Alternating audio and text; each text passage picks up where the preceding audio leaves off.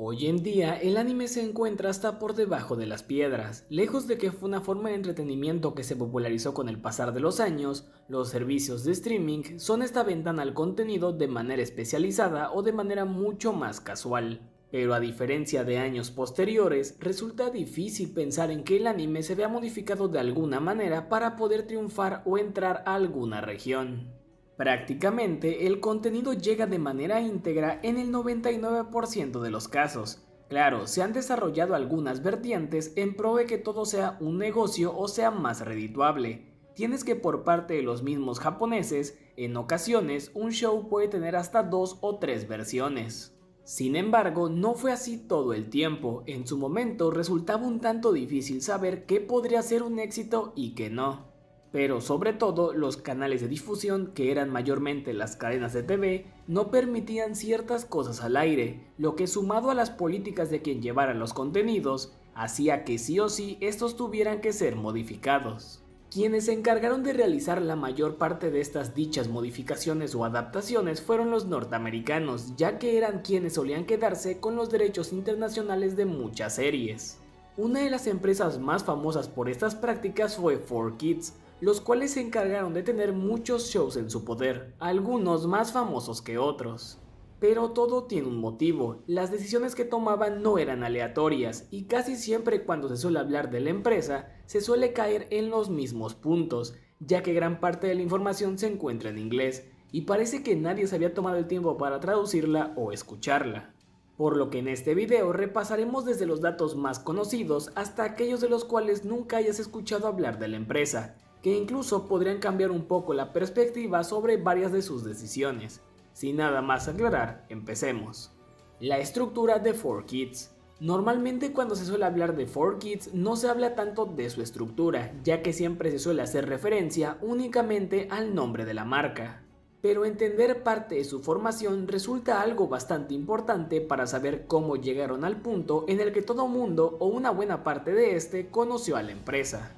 4Kids no empezó con dicho nombre, sino que al principio se llamaban Leisure Concepts. ¿Qué hacía o cuál era el giro de esta empresa? Pues estos se encargaban de manejar licencias o permisos para fabricar mercancía de diferentes productos audiovisuales. Esto desde los 70, haciéndose con una gran cantidad de franquicias importantes que repasaremos más adelante. Pero había una parte importante del mercado que se estaban perdiendo, y es que sí, Leisure Concepts ya tenía cierto éxito, pero estos no tenían espacio en el único medio masivo para vender sus productos directamente, la TV. Es por eso que en vista de dicho mercado que no estaban tomando, se deciden crear dos subsidiarias, 4Kids Productions y Summit Media Group. 4Kids Productions como tal se iba a encargar, como lo dice su nombre, de producir programas de los cuales Leisure Concepts pudiera vender los productos. Por así decirlo, digamos que se iba a encargar de maquilar los productos audiovisuales que iban a salir al aire, por lo que ya tenían cubierto tanto la mercancía como lo que iban a exhibir en TV. Pero ¿qué hay de Summit Media Group? Pues hacía falta una que funcionara como intermediario y se encargara de toda la logística. Es aquí donde Summit Media Group entra en juego, ya que ellos eran los encargados de comprar el tiempo al aire para los comerciales y hacer los tratos con las emisoras de TV. Un punto importante a destacar es que Leisure Concepts era una subsidiaria, por lo que aunque en algunos medios o lugares para buscar información se maneje que fue el primer nombre de 4Kids, realmente nacieron de aquí, pero no dejaron de operar de manera independiente, por lo que no dejaron de existir una vez que 4Kids se estableció. Solo que pasaron a llamarse 4Kids Entertainment. 4Kids Productions como tal tenía varias ramas, entre las que se encontraban cosas como 4Kids Music que para este momento no nos interesan tanto, pero repasaremos en algún determinado momento. Leisure Concepts y todos sus clientes. Esta empresa como tal era sumamente importante, de hecho fue gracias a uno de sus tratos más fructíferos que pudieron hacerse con una de las licencias de anime más famosas hasta la fecha. Solo para dimensionar, de acuerdo con un reporte de finales de 1995, la empresa tenía en su poder 18 propiedades intelectuales para las cuales era el intermediario de la mercancía, y eso las hacía la empresa de licenciamiento independiente más grande del mundo en ese momento. Es decir, sin estar atada a un estudio o a una matriz que fuera dueña de esas propiedades, lo que hacía que entraran en la categoría de independientes, a diferencia de otros como Disney o algún otro estudio, que debido a su capacidad podían encargarse por su cuenta de sus propios productos. ¿Qué tantas licencias tenían a mediados de los 90? Bueno, pues entre las propiedades intelectuales más famosas estaban cosas como James Bond, varios productos de Nintendo y Thundercats. En esta última propiedad intelectual estuvieron bastante metidos en la producción, al punto de que desarrollaron parte de los conceptos, y se quedaron con los derechos mundiales para poder vender productos de Thundercats. Claro, esto no quiere decir que directamente ellos los fabricaran en todo el mundo, sino que además de poder sublicenciarlo, solo ellos decidían cómo, cuándo y dónde se maquilaban. Parte de los productos para los que tenían la licencia era para crear mochilas, loncheras, además de claramente juguetes y todo lo demás. Uno de sus tratos más fructíferos y que desencadenaría todo un fenómeno casi una década después fue uno que hicieron con Nintendo de América a finales de los 80, para ser más específicos en 1987, en donde se encargarían de comercializar varios productos alusivos a la franquicia de The Legend of Zelda. Hay que tener en cuenta que en este momento Nintendo trataba con pinzas al mercado fuera de Japón, o bueno, precisamente al mercado norteamericano, porque apenas habían pasado 2 años de su llegada con el NES a América. Sin embargo, a finales de los 80s y mediados de los 90, fueron una época de experimentación para Nintendo bastante fuerte, ya que este manejaba como sus dos franquicias principales a The Legend of Zelda y Super Mario Bros., aunque también Laser Concepts tenía la licencia de Donkey Kong. Tenemos que en el 89 se estrenó el show de los Super Hermanos Mario y también la serie animada de Zelda, y unos 3 o 4 años después, Nintendo se encargaría de ceder a estas dos propiedades para que Philips desarrollara varios juegos para su consola CDI, y aunque la historia no terminó tan bien como se podría esperar, lo cierto es que marcaron una época por demás curiosa para Nintendo. Regresando con Laser Concepts, estos actuaban como un intermediario para poder crear productos relacionados a las franquicias que tuvieran en su poder. De acuerdo con un trabajador de la empresa, los acuerdos que tenían con Nintendo eran exclusivos y servían de alguna manera para representarlos también en América y Europa. Claro, esto en el sentido de merchandising, porque Nintendo pues ya tenía su división de América, ya que todo el software era llevado por ellos. Laser Concepts es la piedra angular en todo lo que se va a desarrollar después, y estos ya eran un monstruo en cuanto a adquisiciones y los nombres de clientes que tenían. Sus clientes más importantes eran Nintendo, WWF y Tiger Electronics. Laser Concepts y Nintendo. La relación de estos era bastante buena. Eso no impedía que la creadora de Mario y Zelda fuera por demás estricta en lo que se podía crear o no con respecto a sus franquicias.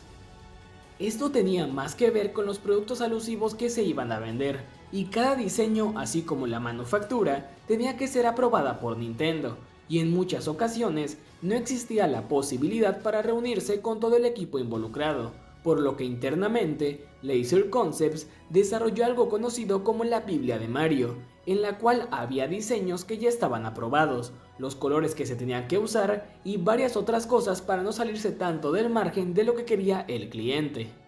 Cabe destacar que también se añadía contexto de los personajes que estaban trabajando en ese momento. Esto en general hacía que la aprobación de los productos fuera mucho más rápida. La creación de 4Kids Entertainment. Para este momento ya he hablado bastante de Laser Concepts. ¿Qué hay de 4Kids? Digo, se supone que de ello se trata todo esto. Pues como ya había establecido al principio, Laser Concepts, que para 1995 ya había cambiado su nombre a 4Kids Entertainment, podía vender sus productos sin tener precisamente mucha o nada de presencia en la TV. Sin embargo, todo tiene un límite. Y se dieron cuenta de que en algún determinado momento, si querían seguir cerrando acuerdos y seguir aumentando sus ganancias, necesitaban presencia en la TV. Es así como se crea 4Kids Productions y The Summit Media Group, siendo así un negocio redondo, tanto en la TV como en las estanterías de las tiendas. Claramente, la empresa no podía establecerse sin tener inversionistas detrás, y uno de los que más dinero había metido en 4Kids Entertainment era Tiger Electronics, llegando a ser justamente uno de sus accionistas mayoritarios. La creación de Foxbox y la programación infantil. Aunque antes haya mencionado que gran parte de la creación de 4Kids y su incursión en la TV se debía a que teniendo presencia ahí iban a poder aumentar sus ganancias y también poder hacer más tratos, no solo fue un factor el que propició que incursionaran en ese ámbito, sino también una necesidad. De acuerdo con Norman Grossfeld, quien fue el presidente de 4Kids Productions durante más de una década, cuando la televisión por cable empezó a popularizarse, todas o gran parte de las empresas querían venderle sí o sí anuncios a los niños. O bueno, más bien anuncios para poder venderles productos, ya que por la manera en la que antes funcionaban los acuerdos era que la empresa que quisiera comprar anuncios en la TV lo tenía que hacer de manera local en cada estado del país, en este caso Estados Unidos. Pero una vez que llegó la televisión por cable ya no había que hacer tratos específicos con cada estado, bastaba con que se hiciera uno con un canal y listo, ya que se iba a transmitir en todo el país, si es que las personas en cuestión tenían cable. Este modelo de negocio se empezó a hacer más popular con Nickelodeon y Cartoon Network. Pero mientras la televisión por cable se hacía más popular, esto creaba otro pequeño problema para las transmisoras locales, debido a que sí o sí debían tener mínimo 3 horas dedicadas al contenido para infantes, ya fuera para algo informativo o para algo meramente recreativo. Y fue ahí donde 4Kids llevó sus primeras producciones, al menos de manera local. Eventualmente cerraron un trato con Fox para crear Fox Box, bloque por el cual 4Kids pagó unos $100 millones. Por cómo funcionaba el negocio era que 4Kids se quedaba con los ingresos por publicidad del bloque, y como el espacio era técnicamente suyo, pues entonces no iban a tener que pagar para poner publicidad. Además de que el bloque en sí era un comercial bastante largo donde se transmitían varias series de las cuales tenían la licencia para vender productos también. Quizás de lo más destacable de este bloque es que Fox era quien aprobaba que se podía transmitir o que no, motivo por el cual se le hacían modificaciones a los programas, pero a eso llegaremos después. El primer show de 4Kids Entertainment. Cuando se suele hablar de 4Kids en general, lo primero que se viene a la mente son cosas como Pokémon o Yu-Gi-Oh! Pokémon suele surgir primero en la conversación, porque fue su primera gran licencia que además tenía que ver con el anime. Pero 4Kids no empezó a hacer uso de toda su maquinaria por Pokémon específicamente. Cuando hablé de Laser Concepts dejé en claro que había 3 grandes clientes, los cuales eran Nintendo, Tiger Electronics y WWF. Pues su primer show nació a raíz de deslindarse de este último cliente. Pero ¿por qué se deslindaron de WWF? Pues todo esto ocurrió en 1994, debido a que Titan Sports Inc., la empresa matriz de WWF, se enfrentó a un juicio por suplir de manera ilícita esteroides anabólicos. Toda esta historia es bastante larga, pero como no nos interesa tanto, podemos resumirla en que el presidente de la WWF fue declarado inocente. Pero eso no quita que toda la organización haya quedado manchada y el nombre en general, ya que durante el juicio varias cosas salieron a la luz. Ante esta situación, 4Kids tenía que de alguna u otra manera volver a capitalizar lo relacionado al wrestling. Fue así como decidieron crear WAMC Masters, un show que no fue únicamente creado entre 4Kids y sus subsidiarias, sino que también tuvieron la ayuda de Reignasis Atlantic Entertainment, los cuales habían trabajado en la versión de Power Rangers producida por Saban. Este proyecto se describe como desordenado, realmente fue algo en lo que no había muchos parámetros, y las cosas se hacían conforme iban surgiendo. Sí había ciertas directrices, pero fue una producción hecha sin tanta planeación, debido a que solo se intentaba no perder la parte de la lucha libre. Pokémon. Ahora llegamos a una de las franquicias más importantes de 4Kids.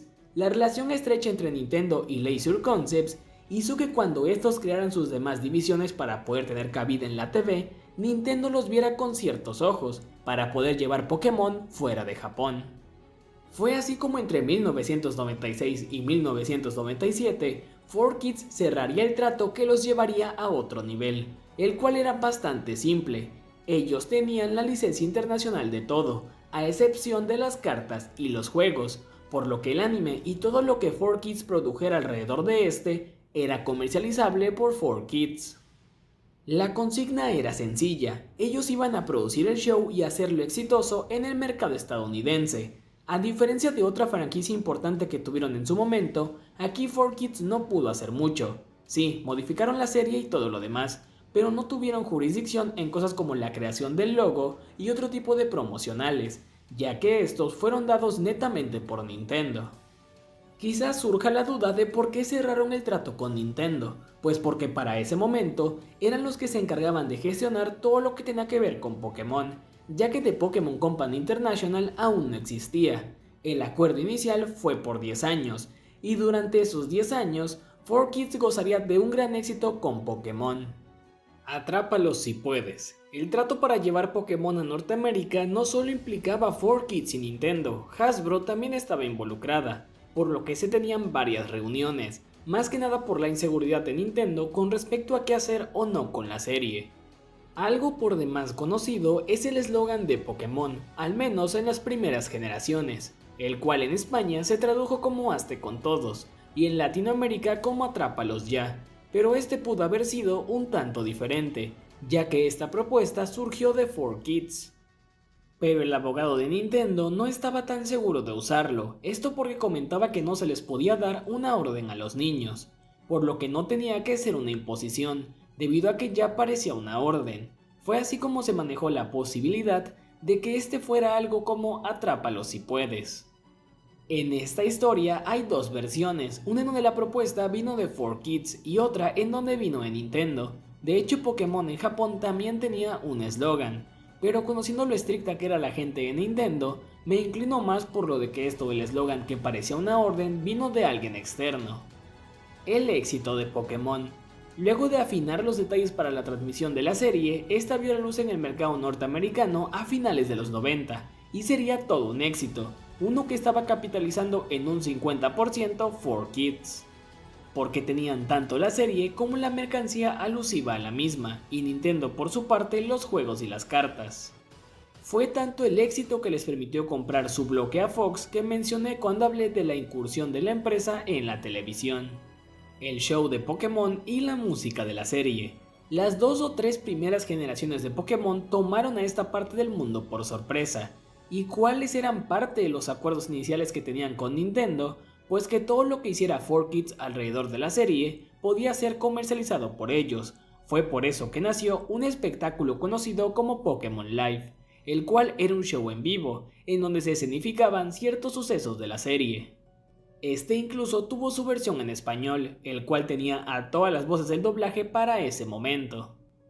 Quizás de lo más destacable, además de ser un espectáculo curioso, es que fue y originalmente estaba pensado para lanzarse en DVD en Norteamérica, ya que se llegó a grabar con cámaras profesionales, incluso existiendo un anuncio promocional donde se anunciaba que próximamente llegaría en formatos DVD, pero parece que el show no fue tan exitoso como se esperaba, por lo que realmente nunca obtuvo su lanzamiento en dicho formato. Eso no quiere decir que sea Lost Media, ya que tanto en español como en inglés se puede encontrar en YouTube de manera íntegra. Y ya que hablamos del espectáculo en vivo, parte de los cambios más significativos que le hizo 4Kids a Pokémon fue la banda sonora, los cuales realmente no fueron tan malos, ya que pues la canción inicial de la primera temporada se convirtió en todo un fenómeno, pero una de las primeras ideas que se llegó a manejar fue usar la misma canción para las primeras temporadas o generaciones.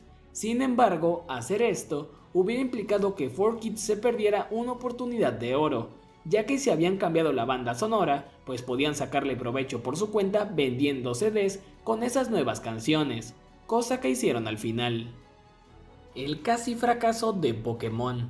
Por todos es bien sabido el éxito en el que Pokémon se convirtió, pero parece que en un inicio no mucha gente le tenía fe, incluida la propia Nintendo.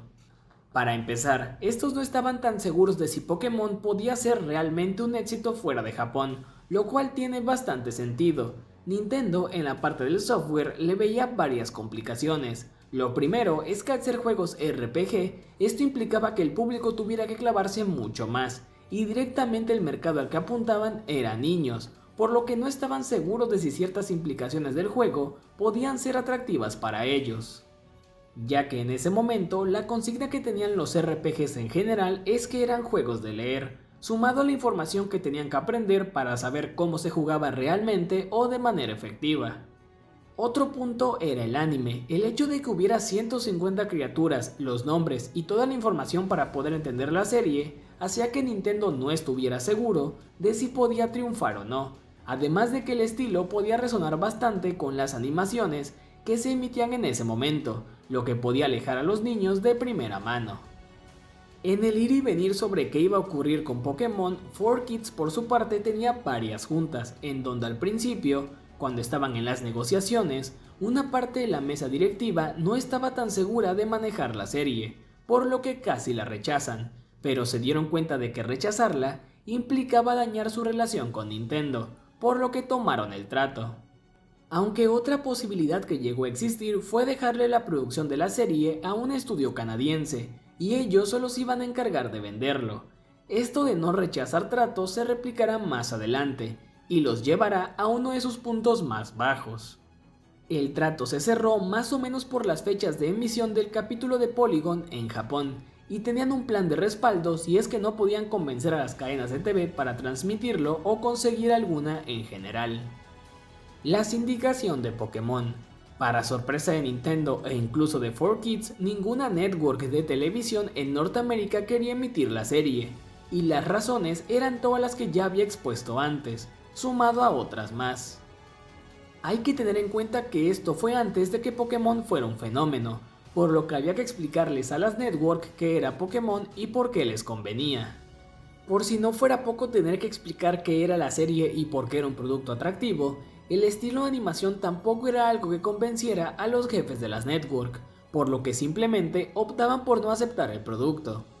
Y ya que hablamos de Pokémon y cómo nadie la quería en un principio, existen muchos mitos con respecto a las modificaciones que se hacían de la serie. En primera, a los canales de TV, mayormente Fox porque fue con los que 4Kids tuvo mayor relación o al menos durante sus primeros años, se les mostraba una versión sin modificar. Sí, tenían algunas partes cortadas y modificaciones menores. Era basado en esta respuesta o en la primera respuesta de la cadena que iba a emitir la serie que se mandaban a hacer correcciones, y de eso ya estaban enterados los japoneses.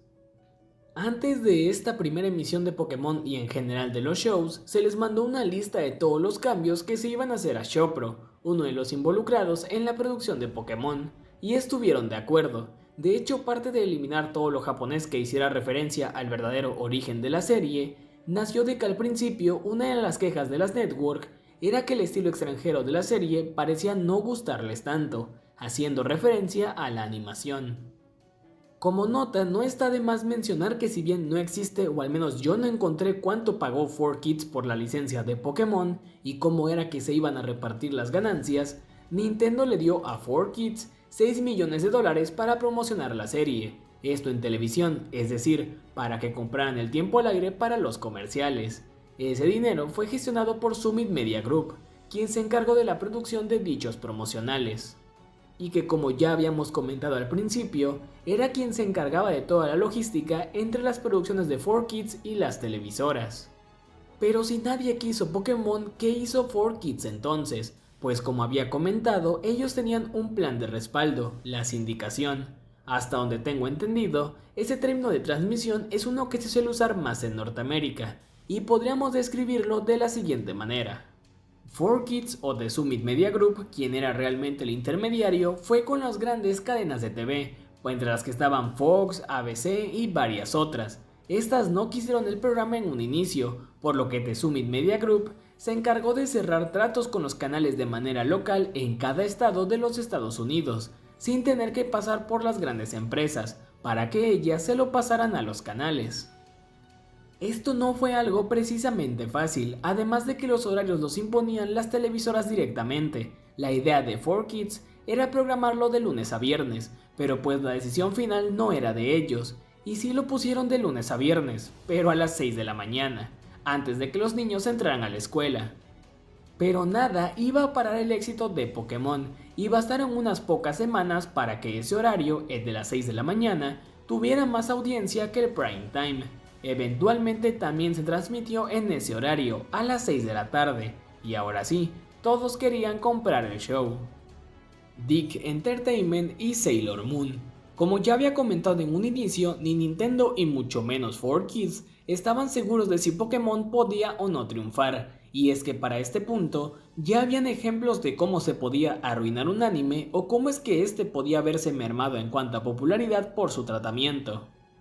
El presidente de 4Kids Productions en ese momento refiere que le aterraba la idea de poder terminar como Dick Entertainment con Sailor Moon, en donde aunque la serie tuvo algo de relevancia, esta no fue tan bien recibida como la empresa esperaba, además de que Pokémon era algo en lo que en ese momento su equipo pequeño había puesto todo lo que tenía y había tenido que trabajar a marchas forzadas y familiarizarse con muchos procesos sobre la producción y emisión que no conocían en ese momento. Por lo que si fracasaba, esto podía generarles varios problemas tanto financieros como con su relación con Nintendo. El motivo real de tener One Piece.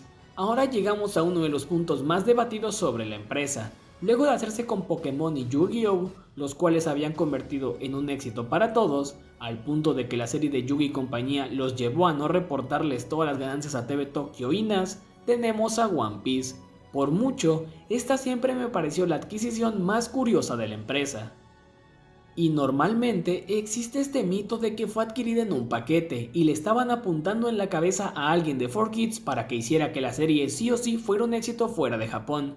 Y normalmente en lugares donde se habla del tema, las cosas no parecen estar tan claras, pero parece que por fin pude encontrar motivos reales. Así que vayamos por el principio.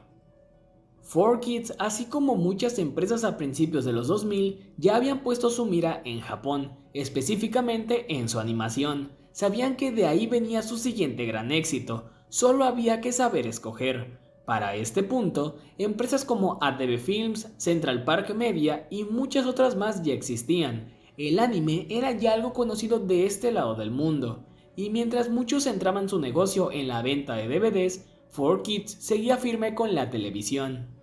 Para inicios de los 2000 se producía mucho anime, y de hecho el mercado se estaba saturando poco a poco. Era un tanto difícil saber qué iba a ser un éxito y qué no, además de que era un mercado en el que 4Kids no estaba metido de lleno. Es por ello que se hicieron con un equipo de consultores japoneses, los cuales apuntaron a que la siguiente gran IP de 4Kids era One Piece. Era una serie que estaba siendo un gran éxito, y con esos tratos de 10 años, así como el que habían firmado con Nintendo y Pokémon, podían hacerse con el éxito de One Piece por un buen rato. Pero había varios factores en juego. Lo primero era que 4Kids por su cuenta no era la única que estaba buscando su siguiente gran éxito. Para este primer lustro de los años 2000, en Japón ya habían probado las mieles de vender sus productos al extranjero, por lo que vender algo que ya estaba siendo un éxito como One Piece en Norteamérica, que era el mercado que más compraba anime, parecía ser un éxito asegurado. A partir de aquí me voy a referir únicamente a Toei, aunque Shueisha y otros más estaban al tanto de este lanzamiento y sabían lo que iba ocurriendo, es decir, nada se hizo a espaldas de ninguna empresa. Bueno, los fraudes con Yu-Gi-Oh! Sí, pero a eso llegaremos más adelante. La principal consigna de Toei era vender juguetes, y hay que ponernos un poco en situación. Por parte de Japón, 4Kids era esa empresa que se había encargado en mayor o menor medida de crear varios éxitos, o contribuir al éxito de las series japonesas de este lado del mundo, por lo que era lógico que fueran ellos esta empresa a la cual apuntaban para traer sus animes más populares, o en este caso el más popular, que era One Piece. Y también debido a que tenían todo un negocio redondo entre 4Kids Entertainment, 4Kids Productions y The Summit Media Group, el cual abarcaba la TV, los lanzamientos en formatos caseros y las estanterías de juguetes. Nadie del equipo conocía One Piece. El principal problema con la serie de Luffy y compañía era que todas las decisiones que se tomaban con respecto a la serie era a nivel ejecutivo, es decir, a diferencia de otras series, el equipo de 4Kids no estaba involucrado. Prácticamente las decisiones sobre esta serie solo los tomaron las personas de traje. Pero esto no es algo menor. De acuerdo con el presidente de 4Kids Productions en ese momento, él no conocía One Piece. Simplemente unos días antes del evento en el que la empresa anunció que ellos tendrían la serie, supo que ya estaba en su poder, pero nadie del equipo estaba enterado de esa decisión.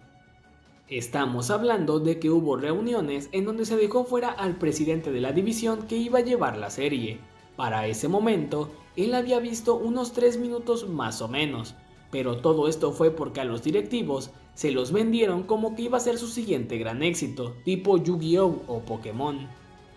Es decir, tenían conocimiento de que One Piece existía y más o menos de qué trataba, pero nadie sabía tanto de la serie como para poder decir si vamos a poder manejarla o no. Los altos mandos tenían la idea de que sí se les iba a poder dar el mismo tratamiento que a Pokémon y a Yu-Gi-Oh, pero no fue así.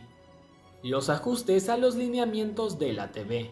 Y ya que hablamos de One Piece, esta fue la serie que más modificaciones tuvo, y normalmente a 4Kids se le atribuye toda la culpa con respecto a estos tratamientos, pero voy a jugar a abogado del diablo, porque en realidad los procesos eran un tanto más complejos, más allá de simplemente voy a cambiar esto porque me parece una buena o una mala idea.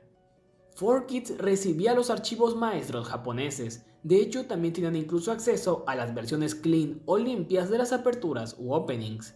Ellos hacían modificaciones a estos archivos, entre los que estaban cortar la canción de apertura y cierre, además de otras escenas que ellos sabían que de inicio no iban a pasar las regulaciones. Por llamarlo de alguna manera, se les mandaba un corte en bruto a las network de TV, el cual también llevaba ya algunas modificaciones gráficas menores. Parte de lo que entorpecía los procesos era que la network podía mandar muchas correcciones, por lo que tomaban varias medidas para que eso no ocurriera. De ahí viene que en algunos casos algunas modificaciones puedan llegar a parecer incluso absurdas. Lo que más interesante me parece de ese primer corte que se les mandaba a las network, o en este caso a Fox, era que poco importaba la narrativa. De acuerdo con un editor de 4Kids, era algo más como esto sí lo podemos usar, esto no y esto también. Este primer corte se hacía sin tener en cuenta cosas como el doblaje, ya que el doblaje se trabajaba una vez que todos los cortes ya estaban hechos y que el material ya estaba modificado, por lo que era una de las últimas partes del proceso. Más bien el doblaje le daba sentido a lo narrativo y no al revés. Incluso para el equipo de 4Kids, las restricciones de TV eran raras y arbitrarias. Comentan que un ejemplo que era bastante recurrente era el de tener que cambiar botellas de alcohol por salsa, el cual en esencia es incluso más dañino, ya que si alguien bebe una botella de salsa le va a hacer más daño que una botella de alcohol, pero estas eran las regulaciones de la TV. El asunto de las prohibiciones era algo que a veces llegaba a ser medio ridículo para ellos, cosas como que en alguna serie tuvieron que censurar un capítulo o segmento de este porque el personaje se encontraba en el dentista, y la censura de la cadena venía porque eso puede asustar a los niños con respecto a ir al dentista o limpiarse los dientes. Lo de cortar flashbacks o tramas sí era enteramente de su autoría, ya que tenían cierta preocupación con respecto a que algunas cosas se sobreexplicaban o se hacían demasiado largas. No hay que olvidar que el público objetivo de la empresa eran niños de 6 a 11 años. El truco de los labios. Hace poco hablé del doblaje y que este era uno de los últimos procesos. Suena un tanto engorroso pensar que había que darle sentido a la narrativa, ya que de ahí viene que muchas cosas se modificarán con respecto a la versión original. Pero además de eso, cuando 4Kids empezó a trabajar con el anime, se dio cuenta de una cosa, y es que muchos diálogos quedaban largos con respecto a su versión original, o en ocasiones, los personajes no mantenían la boca abierta por mucho tiempo, lo que hacía que se quedaran cortos. Esto en general creaba algunos cuantos problemas para los actores, e incluso para el director del tratamiento en inglés, porque tenían que estar constantemente modificando el guión del doblaje para poder encajar los diálogos, y que los actores no tuvieran que hablar o muy rápido o muy lento o con muchas pausas, ya que esto atrasaba bastante la edición de los capítulos. Jordan Pordos, quien trabajó como editor de video en 4Kids durante un tiempo, comenta que al darse cuenta de esto, empezó a pensar en una solución, y se dio cuenta de que la expresión facial de los personajes no cambiaba mucho, habiendo solo 3 posiciones de la boca, por lo que se encargó de desarrollar un sistema en donde se reciclaban frames o cuadros de animación para hacer que un diálogo que fuera mucho más largo encajara con la animación, poniendo a más o menos velocidad la animación, y como esta no era tan detallada, pues entonces era algo que pasaba desapercibido. Jordan comenta que no fue un sistema que usaron todo el tiempo, pero sí en contadas ocasiones, y que los ayudó en determinados momentos. Fue gracias a este truco que se pudo lograr que los personajes de las licencias que 4Kids tenía en ese momento cantaran el himno nacional de Estados Unidos. La prueba de adaptación. Algo con lo que siempre han peleado de alguna manera los estadounidenses, además del anime con censura, siempre ha sido con la fidelidad de sus doblajes. Hoy en día se han hecho por demás famosas figuras como los localizadores, los cuales se encargan de hacer que todo tenga un estilo americano. En su momento, Funimation era de las más conocidas por dejar que ciertas libertades creativas se dieran en sus tratamientos en inglés, cosa que tenía que ver más con algunas ideologías.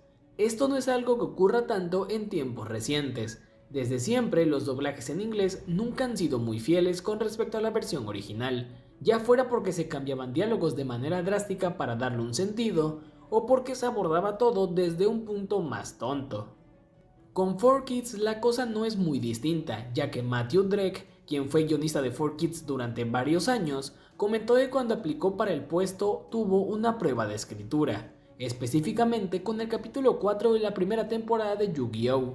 Realmente a 4Kids no le importaba que fuera fiel a la versión original, sino que pudiera darle su propio sentido a la obra. La prueba era relativamente sencilla, se le entregaba el VHS y una traducción al inglés del capítulo, mientras que su tarea era adaptarlo para el doblaje, con todo y códigos de tiempo. Matthew comenta que los desafíos de esta prueba no estaban en ser precisamente fiel a la traducción que le estaban dando, más bien era una prueba para ver qué tanto podía alargar los diálogos, en caso de ser necesario, o comprimirlos, en caso de ser necesario también. De igual forma, tenía que usar ciertas habilidades, como aprovechar lo máximo que se viera o no en pantalla, como que si había alguna toma en la que a los personajes no se le veían los labios, pues entonces podía alargar un diálogo, sin dejar de lado que tenía que poner las marcas de tiempo. Prácticamente era hacer el guión de un capítulo para el doblaje en inglés, en donde importaba más que se pudiera compactar o alargar toda la información esencial que se tenía que transmitir. Este punto me parece bastante interesante, porque en su momento, dándole un repaso a la versión original de Yu-Gi-Oh! La japonesa, hay muchos momentos en los que los personajes no están en primer plano, y solo se enfocan en las cartas y no hablan, mientras que en la versión de 4Kids aprovechan para hablar de sus motivaciones o sobre que no están tan seguros de su jugada.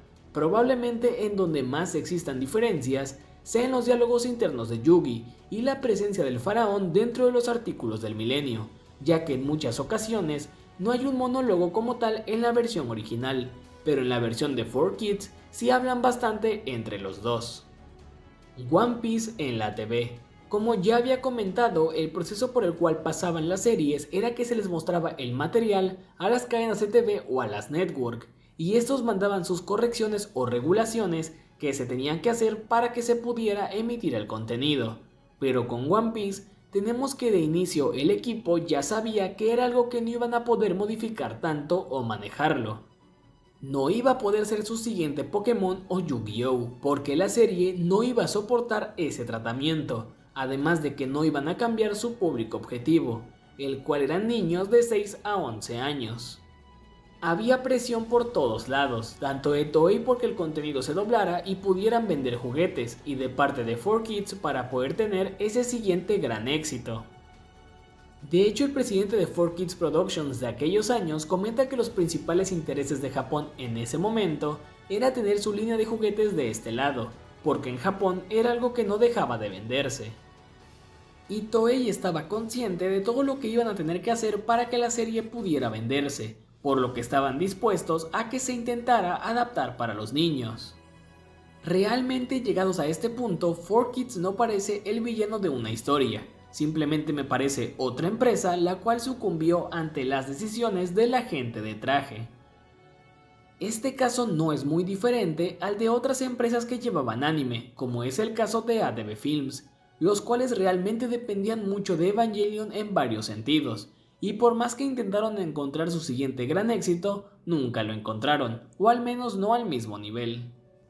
Regresando con 4Kids, hubo varios escenarios que se barajearon con esta serie. Uno de los que recuerda el presidente de la división de producción fue que ellos lo doblaran pero que Funimation lo distribuyera. Esta estrategia es por demás lógica, debido a que estas dos empresas no eran ajenas a trabajar juntas. De hecho, Funimation se había encargado de vender la versión uncut o sin censura tanto de Shaman King como de Yu-Gi-Oh! Con su doblaje en inglés.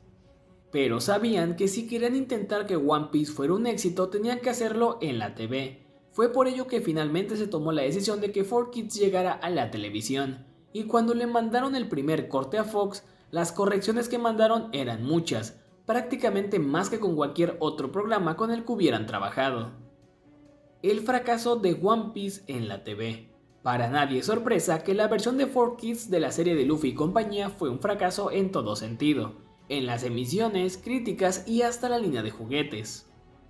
Simplemente era una serie en la que el tratamiento de Yu-Gi-Oh y Pokémon no podía ser ejecutado, o no iba a tener el mismo efecto.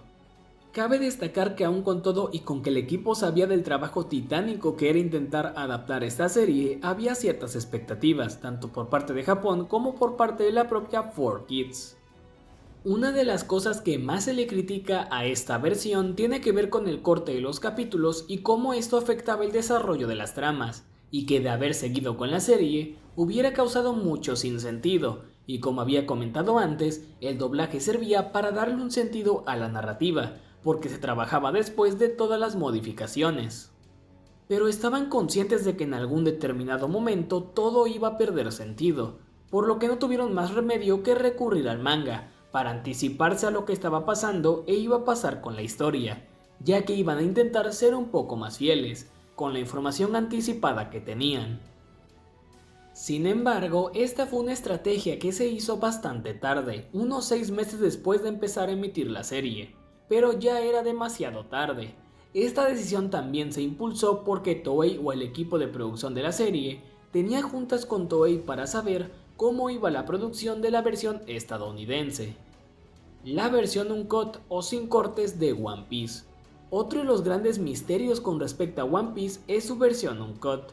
Se sabe que esta nunca vio la luz del día, aunque de manera directa tanto indirecta, Alfred Kahn, el CEO de 4Kids, había dejado en claro que los fans del anime se iban a tener que acostumbrar a que hubiera dos versiones de una serie, una versión americana y otra versión uncut o sin cortes.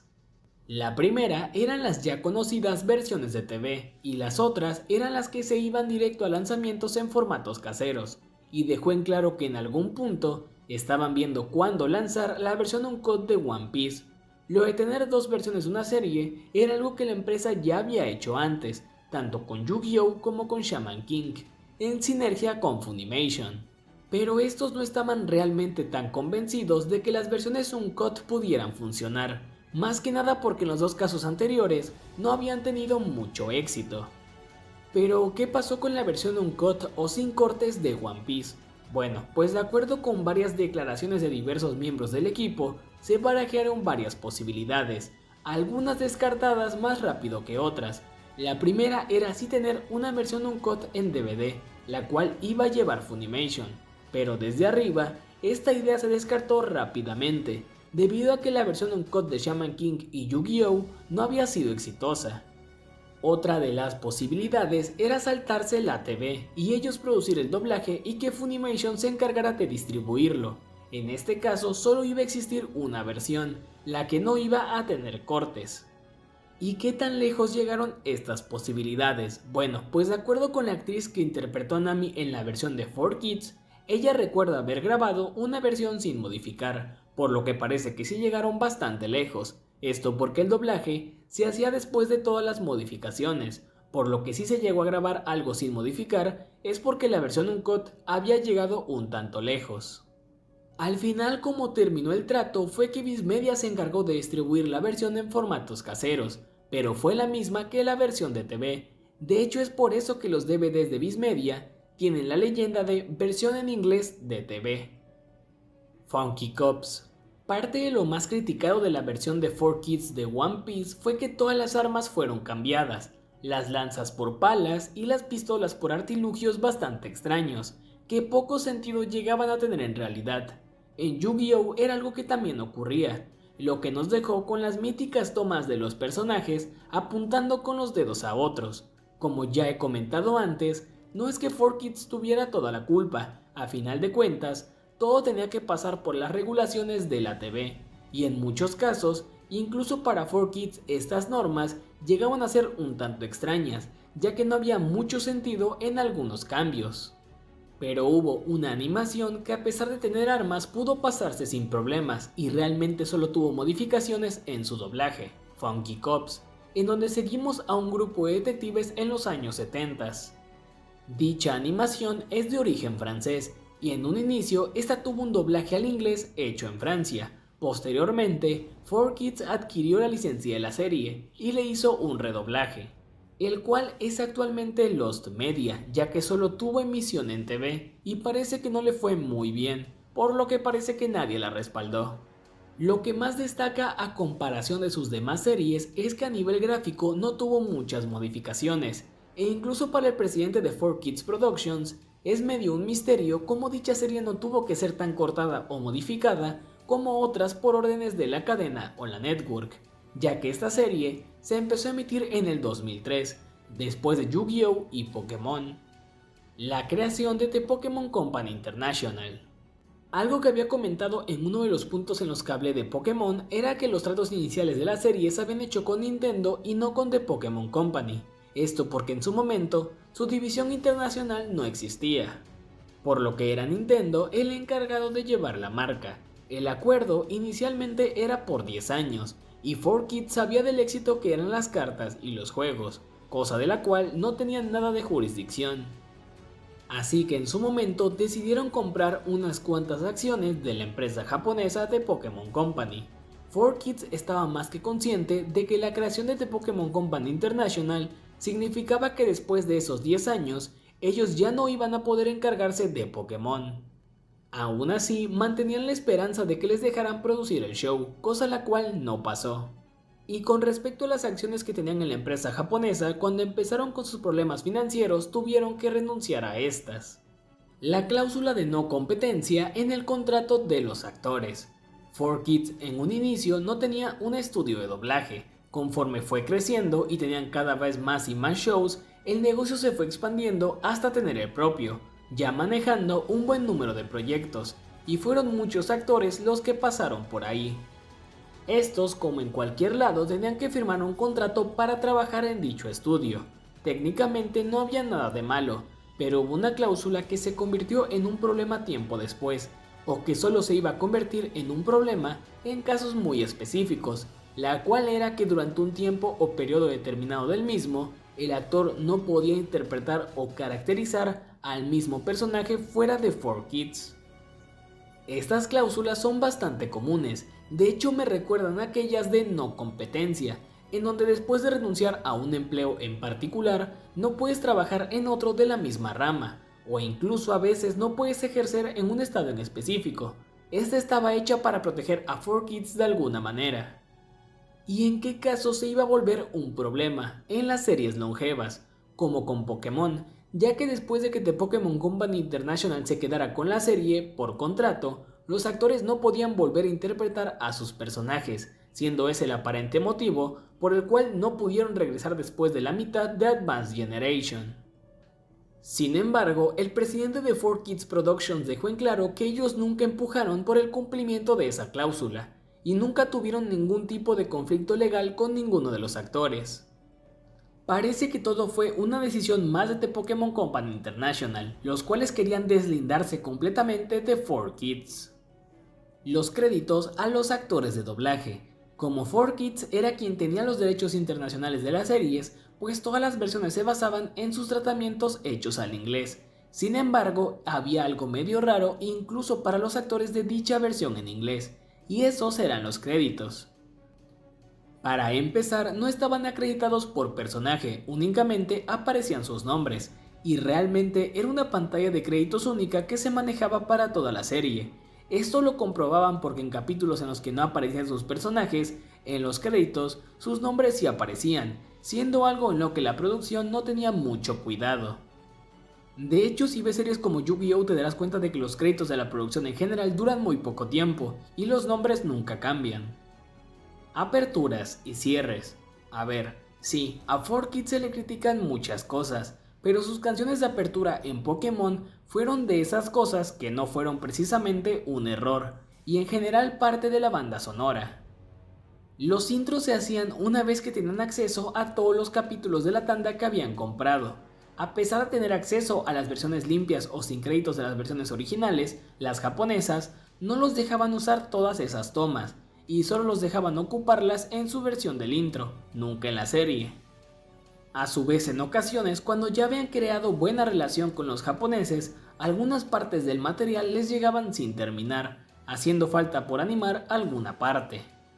La versión francesa de Pokémon.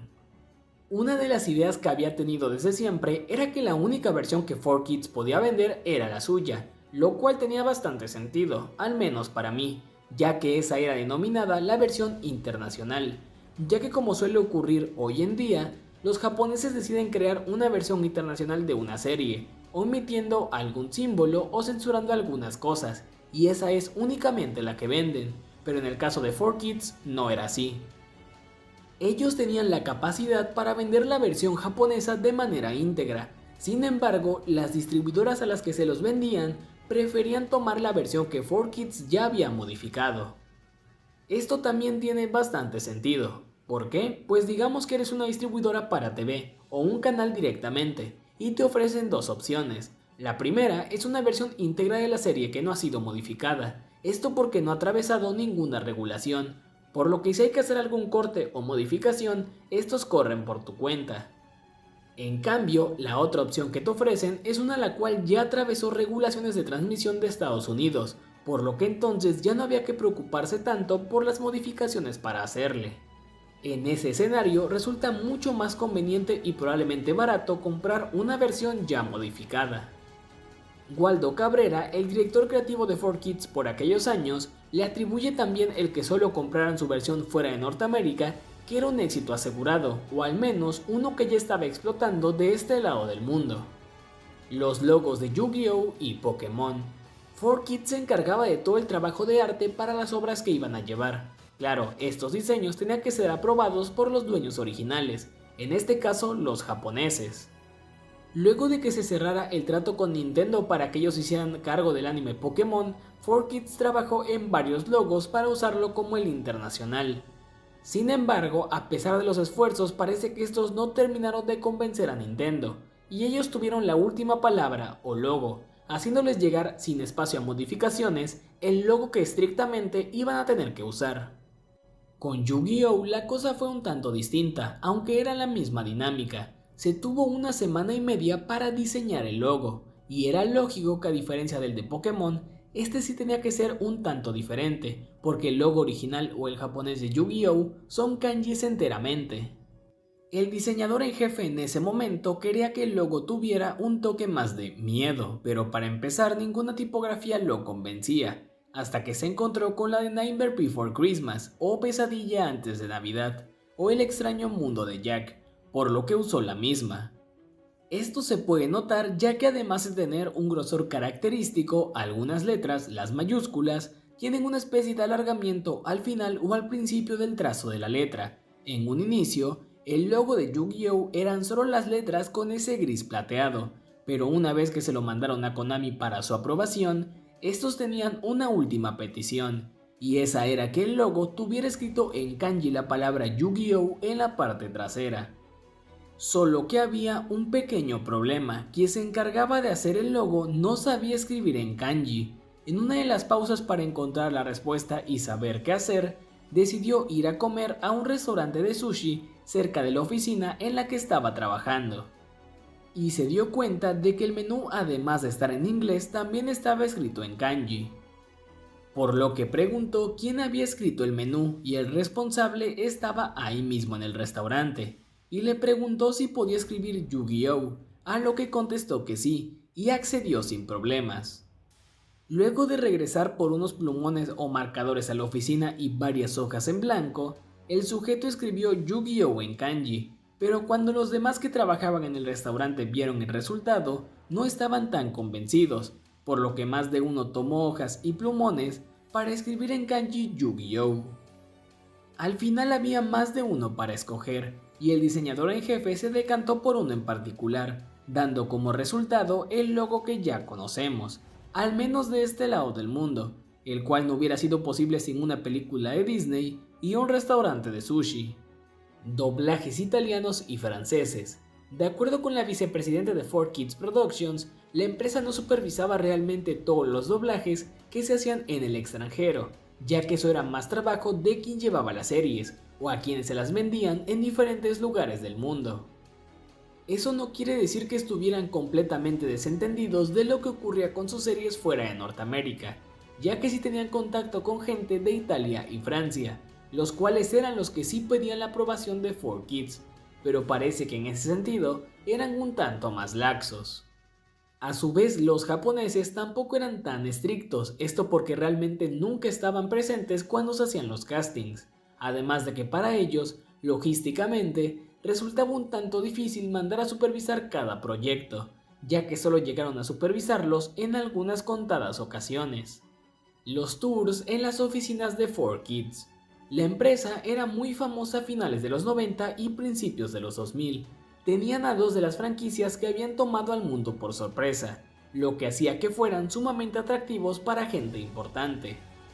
Por lo que en varias ocasiones se les dio un tour o recorrido por las oficinas de la empresa a gente importante, entre ellos los hijos de varias personas reconocidas tanto en el cine como en la televisión, siendo incluso una actividad bastante habitual, sin dejar de lado también a hijos de figuras dentro de la política.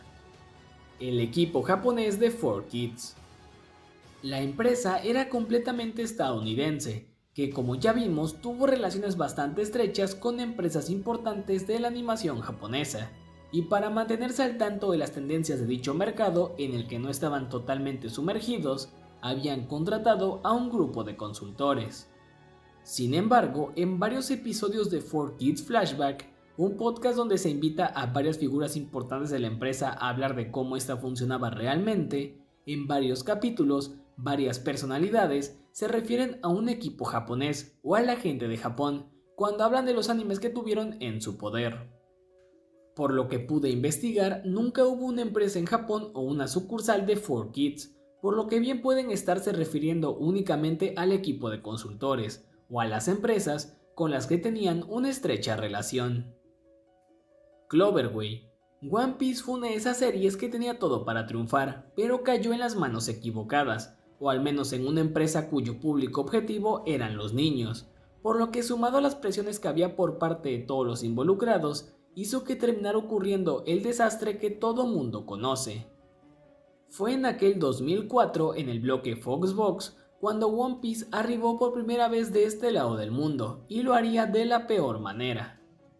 Para fortuna de varios, las licencias funcionan por territorio. Esto se traduce en que si una serie es adquirida por alguien en Estados Unidos, su dueño no es precisamente el mismo en otros lugares del mundo. Hoy en día con el streaming, las cosas se han estandarizado bastante, pero cuando lo que dominaba era la TV, pues había que de alguna u otra manera tener algo de presencia en el territorio al que se buscaba o quería llegar con una serie, porque si no el único método era sublicenciarla a alguien más. Y aunque los japoneses nunca hayan sido precisamente listos para entender o atender a otros mercados, siempre han tenido algunos cuantos intentos. Una de las empresas más famosas de esta práctica fue Cloverway, una subsidiaria de Toei Animation, la cual distribuyó varios títulos importantes en Latinoamérica, sin tener que pasar por las modificaciones norteamericanas. Siendo de la propia Toei, era claro que ellos de primera mano conocían el éxito de One Piece, por lo que estaban en negociaciones para llevarlo en ese momento al canal Fox Kids, reportado así por la revista Laser en Argentina. Hay que tener en cuenta que si alguna información que les llegaba se tenía que modificar, pues por los procesos para publicar, no es como que se pudiese cambiar de manera rápida o sencilla, y tal parece que este trato se vino abajo por diversos motivos. En la nota se establece que el año de llegada para la serie Luffy y compañía a Latinoamérica era el año 2003, por lo que los tratos se tuvieron que hacer desde un tiempo antes.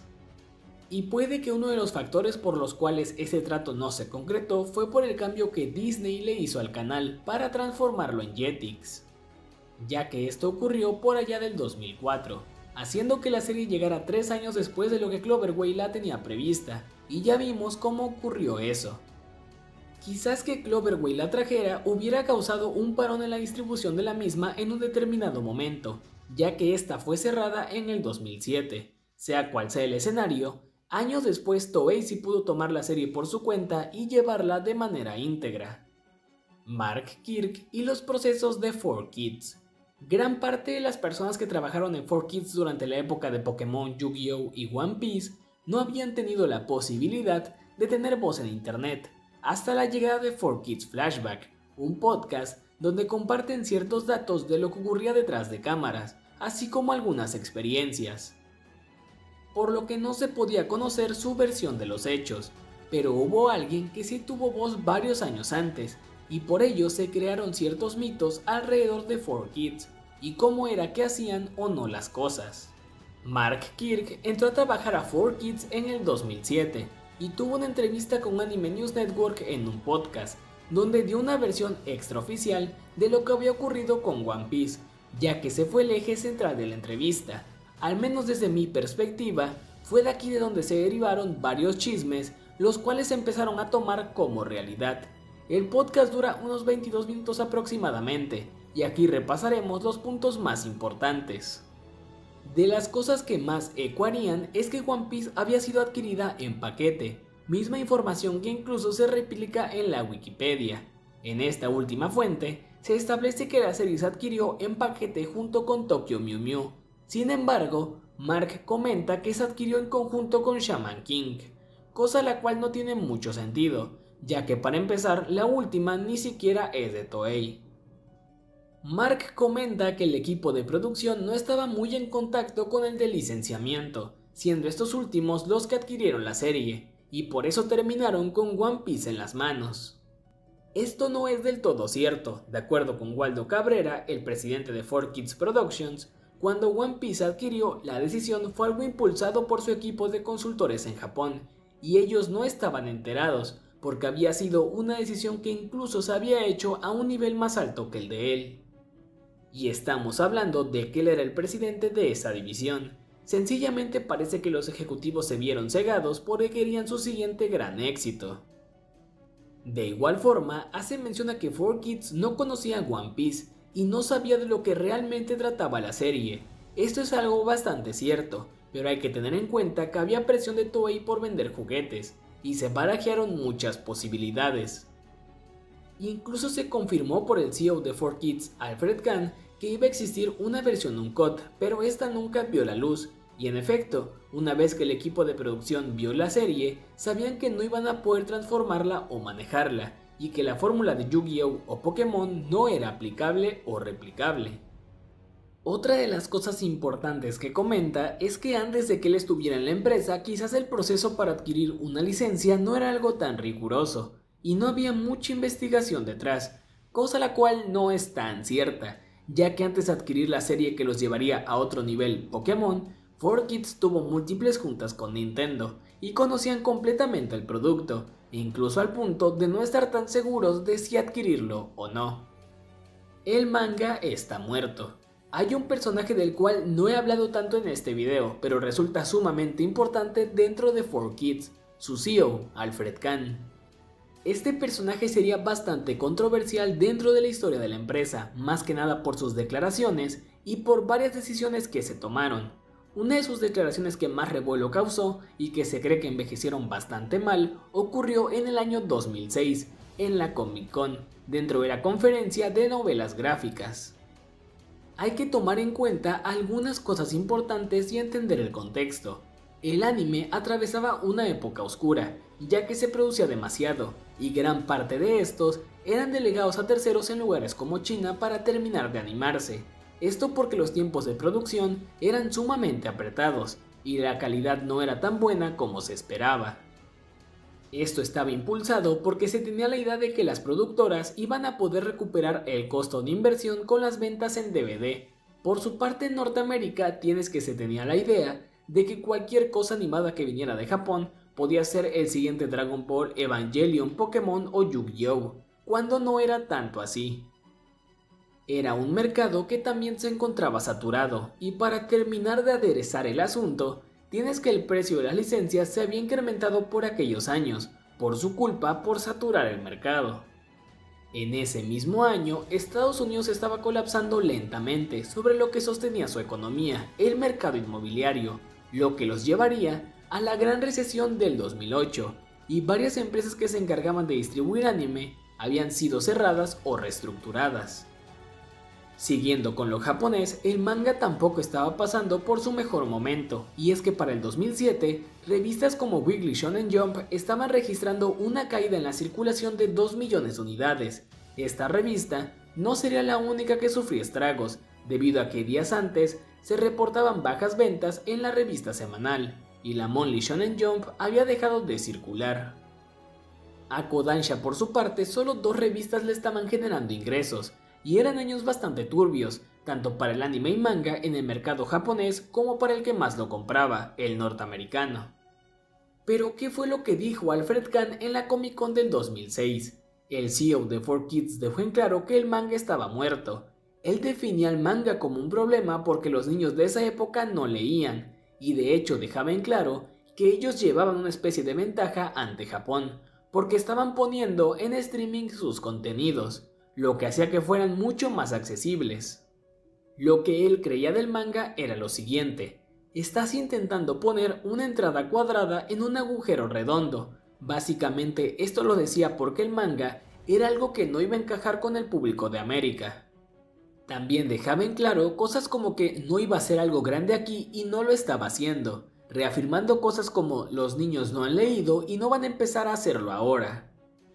Esa visión no podría parecerme más cerrada. Claramente está hablando del público al que su empresa le vendía los productos, que en este caso eran niños, pero es como si ignorara por completo al mercado más adulto, ya que en ese momento Viz Media ya distribuía manga en Norteamérica.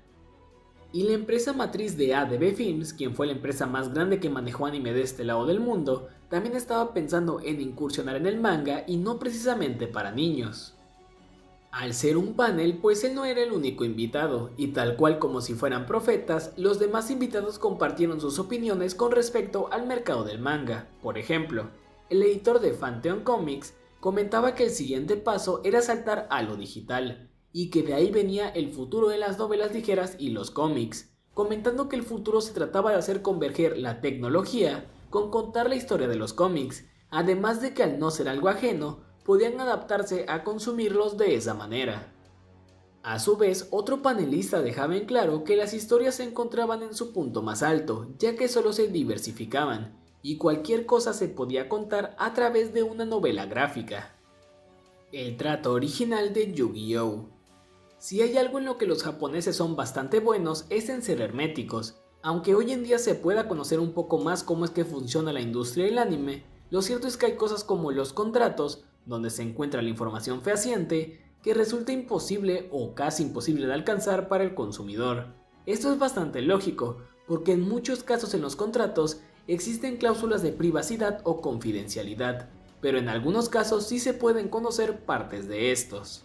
Probablemente una historia que muchos conozcan fue la demanda que hubo entre TV Tokyo, NAS y 4Kids, esto porque en algún determinado momento dejaron de reportarles ingresos, y prácticamente los estafaron. Fue gracias a esta demanda que se dio a conocer cómo era el acuerdo originalmente, por lo que repasaremos algunos puntos más importantes, ya que repasar todo el contrato da para otro video aparte. Lo primero es que el acuerdo originalmente se firmó un 18 de abril del 2001, en donde se les daban los derechos exclusivos de la serie Yu-Gi-Oh! A 4Kids fuera de Asia. Este era un Short for Agreement, el cual es un documento que, por llamarlo de alguna manera, solo sienta las bases del trato y establece lo mínimo para cada una de las partes. Dicho acuerdo garantizaba que debía haber un mínimo de pago por la mercancía o memorabilia de la serie, y que sí o sí Yu-Gi-Oh! Tenía que salir al aire en los Estados Unidos. Al igual que el contrato con Pokémon, este duraba bastante, ya que estaba previsto para expirar el 31 de agosto del 2010. En el 2007 se volvió a negociar el contrato, en donde se establece que 4Kids tenía los derechos para la emisión en TV, los derechos para distribución en formatos caseros y de mercancía de la propiedad Yu-Gi-Oh! Pero no se supone que esos ya los tenían, pues en efecto, solo que en esta ocasión al acuerdo se sumó Yu-Gi-Oh! 5DS, y también se daba la posibilidad de licenciar cualquier otro spin-off, el cual sería Yu-Gi-Oh! Sexal. El acuerdo se firmó en el 2008 y en esta ocasión 4Kids tendría los derechos de la franquicia ya no hasta el 2010, sino ahora hasta el 2015, existiendo incluso la posibilidad para extender ese tiempo. En el acuerdo del 2008 se establecía que se debía pagar un 15 o 20% al dueño de la licencia en ventas al por mayor en formatos caseros. Quizás lo que más interesante me parece es que por la explotación de la franquicia en general se iban a mitades. 4Kids se quedaba con el 50% y Tokyo y NAS el otro 50%. Todos los gastos de promoción, doblaje, adaptación y demás debían correr a cuenta de las propias ganancias de 4Kids. De acuerdo con estimaciones, Yu-Gi-Oh! Habría generado poco más de $1 billón entre 2001 y 2010, de los cuales 75 millones venían de 4Kids. La estafa a TV Tokyo y NAS. Ahora que ya conocimos parte de lo jugoso que era Yu-Gi-Oh! Como franquicia, ¿por qué demandaron a 4Kids? Pues en el 2011, TV Tokyo quería saber qué era lo que había ocurrido exactamente con su franquicia y cuánto dinero había generado de este lado. Primero, le realizaron una auditoría a 4Kids, esto para ver sus estatus financieros, y si la entrada de dinero con Yu-Gi-Oh! Era la misma que le habían reportado a ellos. Para sorpresa de nadie, resultó que en efecto, 4Kids había obtenido muchos más ingresos de los que había reportado a la gente de Japón, tratos en donde Japón no se había llevado su parte correspondiente. En total, NAS y TV Tokyo estimaban que les debían unos $4 millones, y aquí viene lo bueno, los tratos que había hecho 4Kids por debajo del agua o a espaldas de los japoneses eran dos. El primero fue con Funimation, para el lanzamiento de la versión uncut de Yu-Gi-Oh!, ya que en los documentos encontrados se deja en claro que se le permitía a Funimation explotar la franquicia en ese formato, pero parece que en los acuerdos no se estipulaba como tal que se tenían que reportar unas ganancias. Esto fue así porque entonces cuando TV Tokyo se los pidiera, pues 4Kids no tenía por qué pagarle obligatoriamente lo que por cuota le correspondía a los japoneses, porque no iban a saber la cantidad de ingresos inicial, ni tampoco la eventual, pero después se dieron cuenta de que en efecto, el dinero que les habían dado era menor al que debieron haber recibido. De hecho, en algún punto de la historia, se acusaba directamente a 4Kids y Funimation de conspirar en contra de TV Tokyo y NAS y defraudarlos. El segundo trato por debajo del agua o que intentaron ocultar de los japoneses fue con la gente de Majesco, una distribuidora de videojuegos.